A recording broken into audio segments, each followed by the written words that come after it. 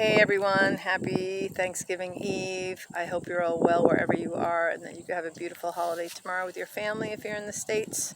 Just thank you to everybody who sent their prayers, condolences, well wishes for my dad's passing. It really means so much to all of us, and it's too hard to get into everybody, individually and thank them. I wish I could. There's tons of stuff piling up that I need to jump back into, but of course my energy was needed here, and my daughter and my son-in-law just left to go back to California, and yeah, it's been a journey. It's not over yet.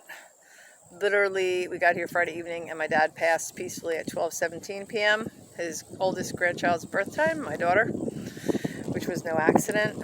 And less than 48 hours later, my grandson Bennett was born, and it's the cycle of life. It's the circle of life. It's just death is a part of life, and I really wish that the American culture would go back to their roots from all the places that we all come from genetically on all the other countries and, religions and belief systems around the world that don't put such a stigma on end of life. I mean, it's just a cycle. It's a circle. It's never ending, right? And people don't talk about it. People feel weird. They don't know what to say. For me, it's a little easier because Dad was almost 89, okay?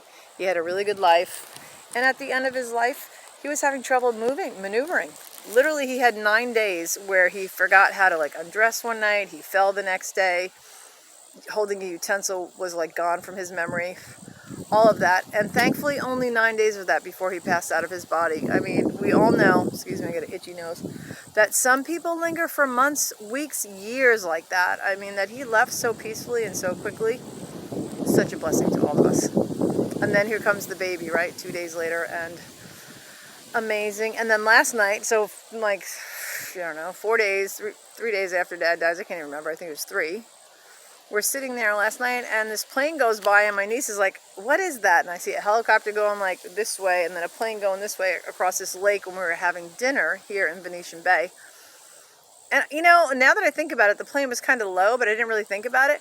But it turned around, and here it starts coming the other direction over the lake, and we're all like, oh my God. It was making a crash landing. It crash landed into the lake. They made a good landing, but they're not, these little small planes are not made for water. It's not a pontoon plane. So it spun around and did a nosedive, and, people got up and started running, and thankfully they were rescued. But to witness that, and then I went running. I tried to take off these strappy sandals on, and it took me a long time to get one off, and I'm like, I'm going in. If these guys don't go in, I'm going in. And I go flying down there and about to jump in the water, and there were literally 6 people in the water, and I thought, okay, there's enough people out there, someone's going to get hurt. And we could hear them yelling, so they were okay, but sadly they lost the 2 dogs that were on board with them. And freaking intense, man. I mean, if 2020 has not been intense enough for all of us, right? It's so crazy, and this is just part of it. It's just wow, to have witnessed that. I'm so grateful that those people were okay, and thank God it wasn't a big massive lake. This is a man-made kind of pond, in the middle of the golf resort. But the woman, I heard, could not swim, so thankfully, somebody got her out of there. Somebody jumped out on a paddleboard because emergency services, they did get there. But there's no access to the water here. It's just sidewalks, so they figured it out. They were okay. But these are the times that we're in, It's just so intense.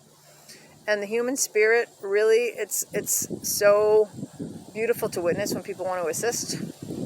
Thank you for all your prayers and well wishes again. It's really, really heartwarming. I know my dad's in a better place. And then for those that maybe feel but don't respond or can't say anything, yeah, that's another story. Everybody processes in their own way. But my mom, she's kind of more internal. People are asking, she's doing, I've heard her have a few little cries, but she's always been more emotionally distant and contained and controlled. I don't understand that. I'm like my father, heart on the sleeve. But anyway, that's her process, and she'll be fine. It is what it is. 61 years together, it's a long time. I'm just grateful that I had him all this time, and, that he had so many friends and loved ones around the world and on Long Island who just adored him. And so we will do a memorial at the Whalers Church, the old Whalers Church in Sag Harbor, whenever this nonsense calms down, all the craziness that's going on. And we'll bring my mom up, hopefully in the spring or the summer. But we will let you all know. Thank you again for your love and care. It's so appreciated. And now it's time for me to focus while I'm here in Florida I might be here for like a month or so and ground into my life, getting back on track and help my mom while I'm here. So thank you all. Have a great, happy Thanksgiving.